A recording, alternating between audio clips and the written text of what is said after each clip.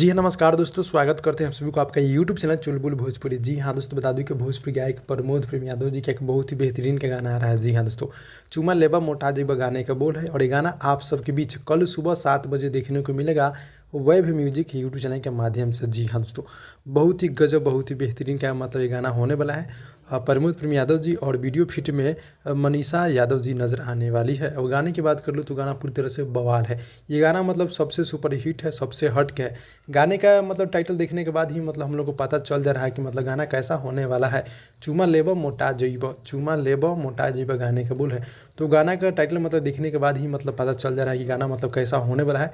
पूरी तरह से ब्लास्ट होगा। आप सब इस गाने को कल सुबह 7 बजे देखिए वैभ म्यूजिक यूट्यूब चैनल के माध्यम से। जी हाँ दोस्तों, बहुत ही गजब, बहुत ही बवाल का गाना है। जी हाँ दोस्तों, शुभ दयाल जी हमारे गीत को लिखे हैं और म्यूजिक है विकास यादव जी का। काफ़ी गजब की म्यूजिक देते रहते हैं। तो गाना कल सुबह भोरे भोरे देखने को मिल जाएगा। आप सब तैयार हो जाइएगा। जी हाँ दोस्तों, भाई लोग मिलते हैं अगले वीडियो में। तब तक के लिए धन्यवाद।